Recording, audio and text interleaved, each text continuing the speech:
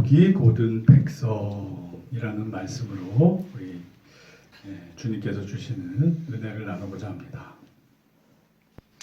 일단 그 말씀을 한번 쭉 정리해서 볼게요. 방금 읽었는데 22절에 보면 예수님께서 이미 진리를 백성들한테 말씀하셨다고 해요. 22절에. 그리고 24절에 또 아무도 못한 일, 즉 이적을 이미 보여주셨다고 그래요. 그런데 23절에 그럼에도 불구하고 예수님을 미워했고 결국 하나님을 백성들이 미워했다고 그래요.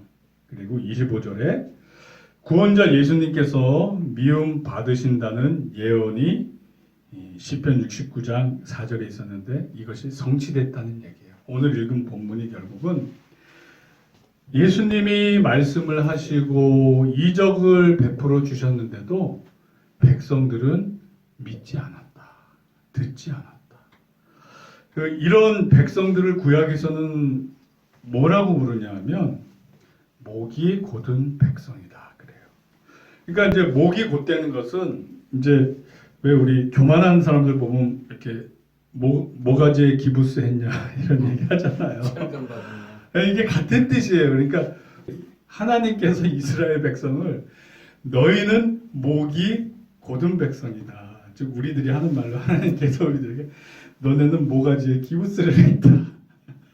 그러시는 거예요. 그러니까 이 목이 곧은 백성이란 말은 다른 말로 교만한 백성이란 뜻이고 또 다른 말로 지혜롭지 못해서 미련한 백성이란 뜻도 돼요. 진짜 지혜롭고 영적으로 분별력이 있다면 하나님을 잘 믿고 섬길 수밖에 없는데 그렇지 않은 거죠. 자, 근데 이제 24절에 우리 이제 잠깐 보면 내가 아무도 못한 일을 그들 중에서 하지 아니하였더라면 그들에게 죄가 없었으려니와 즉 예수님 됨을 스스로 정체성을 보여주지 않아서 믿지 않았다면 죄가 없었으려니와 그렇다고 해서 이 사람들이 다 죄가 없었을까요? 그렇지는 않아요. 그러니까 예수님을 몰랐던 사람들도 죄가 있어요. 왜냐하면 그럴 때는 로마서에 따르면 양심에 따라 분별한다고 나와 있어요. 로마서 2장 14절 15절로 율법이 없는 이방인이 본성으로 율법의 일을 행할 때에는 이 사람은 율법이 없어도 자기가 자기에게 율법이 되나니 이런 이들은 그 양심이 증거가 되어 그 생각들이 서로 혹은 고발하며 혹은 변명하여 그 마음에 새긴 율법의 행위를 나타내느니 즉 예수님을 몰랐다고 해서 핑계치 못할 게 각 사람한테 양심이 있었기 때문에 사람이 살면서 한평생 살면서 자기 양심에 찔리는 일을 안 해본 사람은 없단 말이에요. 그래서 예수 그리스도로 말미암아 그 죄사함을 받지 못하면 구원을 받지 못하는 거예요. 그러나 여기서 예수님이 하시는 말씀은 어쨌거나 너네들은 내가 얘기했고 내가 메시아하는 것을 보였는데 이적을 행했는데 그래도 믿지 않으면 너희들은 핑계치 못한다. 이렇게 예수님께서 이제 말씀하고 계신 거예요. 자, 그래서 우리 하나님이 이 이스라엘 백성들에게 목이 곧은 백성이라고 했던 구절을 제가 하나 읽어드릴게요. 신명기 9장 13절에 보면 여호와께서 또 내게 말씀하여 계시되 내가 이 백성을 보았노라. 보라, 이는 목이 곧은 백성이니라. 보라, 얘네들은 모가지에 기부스를 했느니라. 이 뜻이에요. 근데 왜 그랬냐 하면 이때 모세가 40일 동안 이제 시내산에 올라가서 십계명을 받으려고 올라간 사이에 이 백성들이 그새를 못 참고 금송아지를 만들어서 우상숭배를 막 하려고 했단 말이에요. 그러니까 하나님이 이 백성들이 모가지가 목이 곧은 백성이라고 그런 거예요. 그러니까 목이 곧된 것은 곧 교만한 거예요. 하나님이 살아계심을 보였는데도 하나님을 무시하고 함부로 자기 이집트 애굽에 있을 때 그 습관 따라 그 사람들이 믿던 우상숭배를 막 하려고 했단 말이에요. 왜냐하면 이집트 애굽에서는 황소신이 뭐 하나님처럼 아주 높은 위치에 있는 신이 있었어요. 보통 해신을 믿었고 그 해신의 변형이 이제 황소신이다 또 이렇게 믿었었단 말이에요. 그러니까 그 습관대로 막 황금 송아지를 세워서 하나님을 무시하고 교만했던 거예요. 그리고 다른 말로 미련했던 거예요.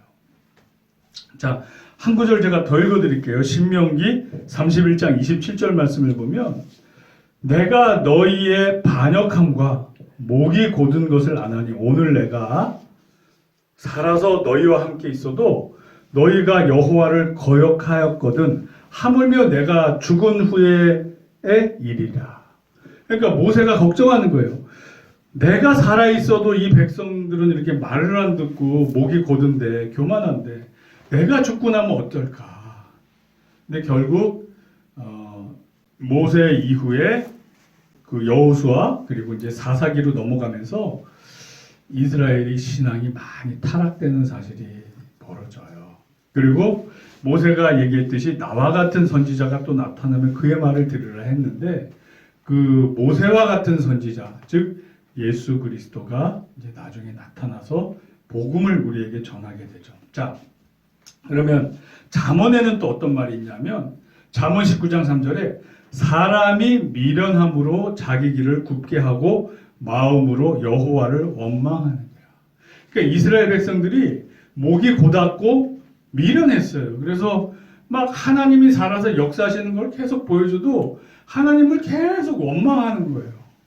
그러니까 우리도 우리 자신을 한번 돌아봐야 돼요. 정말 하나님 살아서 우리를 인도하시는데 혹시 내가 삶에서 어떤 결핍이나 부족함이 있다고 해서 하나님을 원망하거나 하나님을 그렇게 미련하게 대하지 않았나. 목이 곧은 백성이 되지 않았나. 우리 스스로 한번 돌아볼 필요가 있어요. 자, 그럼 이런 이스라엘 백성에 대한 해결책이 무엇이냐. 일단 그 교만한 자와 미련한 자에 대한 그 해결책을 한번 보자고. 야고보서 4장 6절에 보면 그러나 더욱 큰 은혜를 주시나니 그러므로 일렀으되 하나님이 교만한 자를 물리치시고 겸손한 자에게 은혜를 주신다 하였느니라. 이거는 야고보서에도 실려있고 베드로서에도 나왔는데 잠언 3장 34절에 있던 말씀이에요. 그걸 인용해서 쓴 말이에요. 그러니까 우리가 하나님 앞에 겸손해져야 돼요. 아, 저분은 창조자, 나는 피조물. 하나님이 나를 이 육신으로 창조하셨기 때문에 내가 이 육신의 틀을 벗어날 수가 없구나. 내 마음은 원이로되 육신이 약하도다. 예수님 말씀하셨어요. 우리가 나이를 먹으면 노쇠하고 늙고 죽어요. 이 한계를 우리가 아무리 부정하고 뭐 철학자들이 뭐 우리는 초인이 돼야 된다 그래고 뭐 스스로 막 의지로 극복하려고 해도 우리 이 육신의 한계를 하나님이 이렇게 만들어 놓으셨기 때문에 이걸 벗어날 수가 없어요. 나이 먹으면 늙게 돼 있고 노쇠하게 돼 있고 병들고 죽게 돼 있어요. 누가 이 육신의 한계를 누가 벗어날 수 있겠어요? 벗어날 수 없어요. 왜? 하나님께서 우리를 그래 창조하셨기 때문에. 그렇다면 우리는 우리 자신을 그 한계를 돌아볼 수 있어야 돼요. 내 나이가 지금 40, 50, 60, 70, 80인데도 20대처럼 생각하고 막 열심히 운동하다가는 죽어요. 진짜 죽어요. 운동 열심히 해서 죽어요. 근육도 녹아내리고. 그러니까 내가 내 한계를 알아야 돼요. 아, 나는 하나님이 만들어 놓은 그 한계 안에서 살아가는 사람이구나. 라는 것을 우리는 스스로 인정할 때 그 한계 속에서 성실히 주님 뜻에 맞게 살아갈 수가 있어요. 아멘. 아멘이요. 그래서 우리 교회 성도님들은 다 형제님들이신데 이 한계, 형제님들은 또 이 이성을 바라는 마음이 있고 또 성욕이란 게 있어요. 이 한계, 우리가 스스로 부정한다고 해서 부정되지는 게 아니에요. 그러면 죄 짓지 말고 결혼하라. 그러니까 하나님이 주신 방법 안에서 그 해결책을 찾는 수밖에 없어요. 네. 그렇습니다. 각자의 양심은 안단 말이에요. 그러면 우리가 주님 안에서 이렇게 어떻게 해야 내가 하나님 뜻에 올바로 살 수 있나. 내 한계는 어딘가 스스로 인정하고 주님 뜻에 맞게 살아야 돼요. 하나님은 우리의 연약함을 다 알고 계셔요. 그러면 그런 식으로 따지면 우리 구약에 그저 뭐 아브라함도 그렇고 우리 족장들 뭐 그 밑에 야곱도 그렇고 막 일부 다처제 뭐 막 그랬단 말이에요. 그럼 다 지옥 가겠네요. 근데 그렇지 않아요. 하나님은 우리 사람의 연약함을 다 알고 있어서 그 상황에 따라 우리가 주님 안에서 이렇게 주님 뜻에 맞춰 살라고 하면 다 구원받으니까 그 주님 안에 그 믿음을만 잃지 않으시면 돼요. 자, 제가 주중에 진짜 우리 동영상 보고 쇼크 받은 게 하나 있어요. 혹시 강형욱 개 강아지 반려견 훈련사 아시는 분 계세요? 텔레비전에 가끔 보셨죠. 저도 뭐 다 이렇게 본 적은 없지만 중간중간 잠깐 봤어요. 유튜브로 하나를 봤는데 그 유튜브에서 이렇게 자극적으로 강형욱까지 무는 개, 그러니까 되게 싸나운 개를 이렇게 훈련시키는 내용이래요. 그래서 제가 호기심이 생겨서 한번 봤어요. 한 뭐 10분, 20분 되는 동영상인데 이 개가 아기 때는 사람 말을 잘 들었대요. 강영욱 이 반려견 이 훈련사가 그 집에 찾아갔더니 이 강아지가 심각한 게 그 집에 할머니를 막 이렇게 으르렁대고 문대요. 그러면 이제 강아지들은 사람을 주인을 물면 이제 안락사를 시켜야 돼요. 사람을 한번 계속 물기 시작하면 어떻게? 그러니까 안락사 시키기 전에 얘를 강아지를 변화를 시켜야 되는 거예요. 그래서 딱 이제 가서 근데 이 강아지 특징이 너무 잘 먹고 잘 사는 거예요. 다 해주니까 주인을 무시하는 거예요. 주인을. 제가 1순위야. 네, 자기가 왕이고 뭐 고마워하고 감사하는 게 없어요. 불러도 들은 척도 안 하고 예를 들어서 메리다 그러면 메리야 그러는데 들은 척도 안 해요. 그리고 밥 줘도 뭐 고마워하는 것도 물론 감사하는 것도 물론 그래서 이 강영욱 이 사람이 이 강아지와 주인을 데리고 개 훈련사로 가요. 훈련소 시설에 가서 강아지 풀장이 있어요. 거기에 이렇게 주인 먼저 들어가게 한 다음에 강아지도 주인이 끌고 내려오게 해요. 개는 이 수영장에 들어가도 물에 빠져 죽진 않아요. 개 헤엄을 치잖아요. 근데 살기 위해서 계속 발버둥을 쳐야 돼요. 그러니까 힘든 일이에요. 그러니까 이 강영욱 이 훈련사가 주인 보고 이 강아지를 끌고 물로 들어가라고 그래요. 그러니까 강아지가 좀 버티다가 들어갔단 말이에요. 강아지가 처음에는 막 지 혼자 살라고 하다가 계속 왔다리 갔다리 5분 10분 하니까 지치잖아요. 빠져 죽겠는 거예요. 그러니까 그때부터 막 주인한테 앵기려고 해요. 주인님 나 좀 봐주세요. 나 빠져 죽기 직전이에요. 주인님! 그동안에는 먹을 거 줘도 감사도 모르고 메리야 불러도 본 척도 안 하고 자기가 죽게 됐으니까 인제 와서 주인님! 그러면서 막 주인님 막 궁뎅이에 코 들이대면서 막 건드리면서 살려달라는 거예요. 그러니까 강영욱 이 사람이 받아주지 말고 거리를 띄우면서 계속 가라고. 그러면서 이 개가 고침받기 위한 방법을 알려줘요. 반복적인 부족함, 결핍, 반복적인 결핍이 이 개한테 필요하대요. 그렇지 않으면 주인에 대한 감사함도 모르고 내가 살기 위해서 주인이 필요하다는 걸 모른대요. 그래서 반복적으로 계속 주인이 수영장에 데리고 오면 개가 살기 위해서 주인님 쳐다보면서 불쌍한 눈빛으로 주인님 이제 좀 꺼내주세요. 그리고 또 이제 그러면 또 꺼내고 계속 반복시키니까 개 태도가 바뀌는 거예요.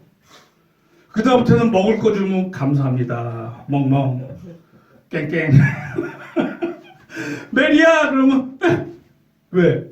이 주인님이 자기를 물에서 구해주는 사람이고 이 주인님 말 안 들으면 자기는 죽거든. 반복적인 결핍이 이 주인과 개의 관계를 회복시키는 거예요. 자, 제가 그거 보면서 놀랐어요. 이거 하나님과 사람의 관계도 똑같구나. 왜 하나님이 우리에게 연단을 주시고 고난을 주시나? 나 잘났다고 교만하게 하나님 바라보지도 않고 그러다가 막 죽을 똥 살 똥 되니까 하나님 저 좀 구해주세요. 하나님 저 좀 살려주세요. 그러면 하나님이 그래 물에서 잠깐 나와라. 그 또 반복적으로 그 결핍을 주는 거예요 우리에게. 그래서 와 창조주와 피조물의 관계가 사람과 개 관계와 어쩜 이렇게 똑같나. 하나님도 이스라엘 백성이 말 안 들을 때 결핍을 막 줘요. 고난을 줘요. 그러면 이스라엘 백성이 하나님 살려주세요. 하나님 살려주세요. 그러면 또 하나님이 또 선지자 보내고 또 구원시켜 주시고 그랬단 말이에요. 그래서 이제 우리가 살면서 어떤 삶의 결핍이 있잖아요. 그러면 한번 우리 자신을 돌아봤으면 하는 그런 감동이 오더라고요. 왜? 하나님이 왜 우리에게 이렇게 반복적인 결핍을 주실까? 혹시 내가 이스라엘 백성처럼 목이 곧은 백성이 아닐까? 그냥 살만하니까 그 강아지처럼 하나님이 불러도 대답 안 하고 무시하고 감사함 모르고 내가 지금 호흡하고 사는 이 자체도 하나님이 허락해서 이렇게 사는 건데 살아있는 것 자체만도 사실은 감사한 일인데 저 우리 동남아에 가면 평균 수명이 한 40, 50밖에 안 돼요. 거기는 날씨도 덥고 막 고생을 많이 해서 그런지 일찍 빨리 죽어요. 평균 연령 막 30대, 40대인 나라들도 있어요. 거기에 비하면 우리는 이 세계 10대 강국에 이렇게 잘 먹고 잘 살고 또 나라가 또 이렇게 복지 서비스도 돼서 진짜 스스로 조금만 신경 쓰면 굶어 죽지는 않는 수준이 됐단 말이에요. 이렇게 저렇게. 얼마나 감사해요. 우리 당장 우리 38선 우리 휴전선 위 저기만 봐도 지금 제2의 고난의 행군이다 그래서 막 또 고생하기 시작해요. 그런데 또 이 김 부자가 그 백성 다스리는 법이 백성들은 배부르면 딴 생각한다. 적당히 배고파야 말 잘 듣는다. 그래서 배부르게 먹이지 않아요. 그러니까 인종 자체가 키가 우리하고 한 2, 30cm 차이가 나요. 평균 키가. 왜? 못 먹으니까 신체가 거기에 적응하는 거예요. 그러면서 자기 산부자는 살아남기 위해서 핵무기 그 수많은 돈을 들여서 이렇게 핵무기 만들고 그런단 말이에요. 그러니까 거기에 비교만 해봐요. 지금 우리는 그들처럼 정말 자유가 박탈되고 굶주리며 사는 것도 아니고 이렇게 잘 먹고 잘 사는데 과연 내가 하나님 앞에 얼마나 감사하며 살고 있는가. 하나님 앞에 내가 얼마나 지금 겸손하게 살고 있는가. 이걸 좀 돌아봐야겠다 이런 생각이 들더라고요. 그래서 반복적인 결핍이 올 때는 한번 돌아봐야 돼요. 하나님이 내게 무엇을 원하시나. 그래서 저와 여러분들이 혹시라도 그런 부족한 점이 있다. 그럼 주님 안에서 이렇게 겸손하게 주님께 나아가는 저와 여러분들이 되기를 예수 그리스도의 이름으로 축원합니다. 아멘. 결론 갈라디아서 6장 7절 말씀으로 마치도록 하겠습니다. 스스로 속이지 말라. 하나님은 업심여김을 받지 아니하시나니 사람이 무엇으로 심든지 그대로 거두리라. 아멘.